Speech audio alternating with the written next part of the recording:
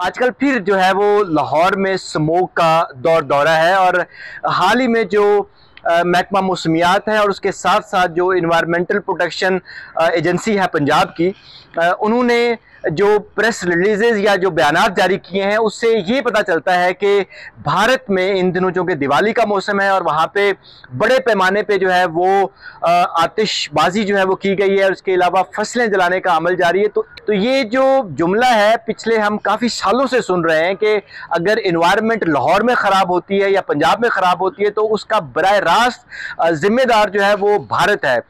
क्या वाकई में भारत है?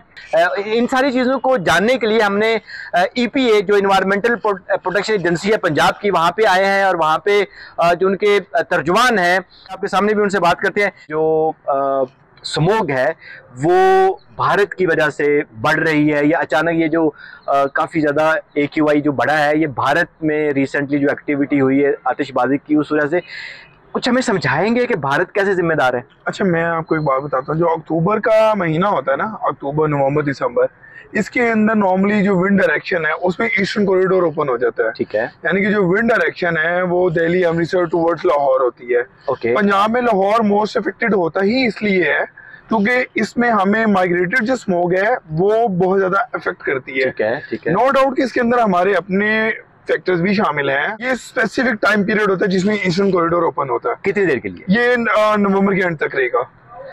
मुझे ये बताएं कि 2016 तक भी तो ये कॉरिडोर होता था, तब तो कभी हमें स्मोक 2016 से हम देखना शुरू हुए हैं, तो क्या उससे पहले भी यही कॉरिडोर था? इसी मौसम में हवा इधर से आती थी, तो अब मुख्तलिफ क्या है?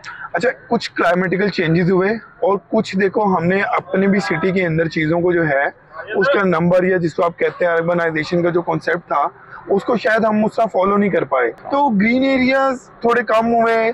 फिर नंबर 2, ट्रांसपोर्टेशन एक बहुत बड़ा फैक्टर है सिटी के अंदर। देखो लाहौर में स्टबल बर्निंग नहीं हो रही, नंबर 1। ठीक है। नंबर 2, लाहौर के अंदर भट्टे नहीं है शहर के अंदर। ठीक है, अगर हैं भी तो वो आउटस्कर्ट्स में है, बाहर पार्ट पर है।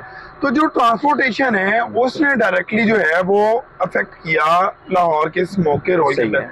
यानी कि एक ही वक्त में भारत से आने वाली पोल्यूशन और एक ही वक्त में लाहौर की जो ट्रांसपोर्ट है उसने इस पूरी इन्वायरमेंट को खराब किया हुआ है। आपके ख्याल में ऐसे ही है? और देखिए इसमें इंडस्ट्री का भी रोल बिल्कुल है।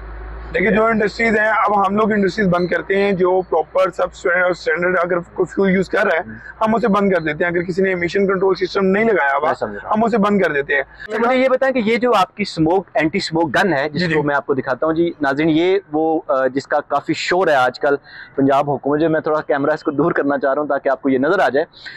ये क्या कहानी है और ये किस हद तक मुआवन साबित हुई है अभी तक? आपका ये जो ऑपरेशन चल रहा है इसमें, इसको अगर हम देखें तो अभी तक की कारकर्दगी इसकी क्या है और ये है क्या, कैसे काम कर रही है? बेसिकली आपको पता है स्मोक के अंदर जो बेसिक कंपोनेंट है ना वो फ्यूजिटिव डस्ट का है। ठीक है। और आप ये देखें कि फ्यूजिटिव डस्ट को हम कैलकुलेट करते हैं पर्टिकुलर मेट्रो 10 के तहत, PM10 के तहत। ठीक है। और जब स्मोक की रेशियो निकलती है तो उसमें एग्रीगेट वैल्यू PM2.5 और PM10 उसका हम वैल्यूएशन करते हैं। PM2.5 में अब नॉक्सियस गैसेज और पोल्यूटेंट्स इतने आ जाते हैं, PM10 डस्ट के जरिए होते हैं।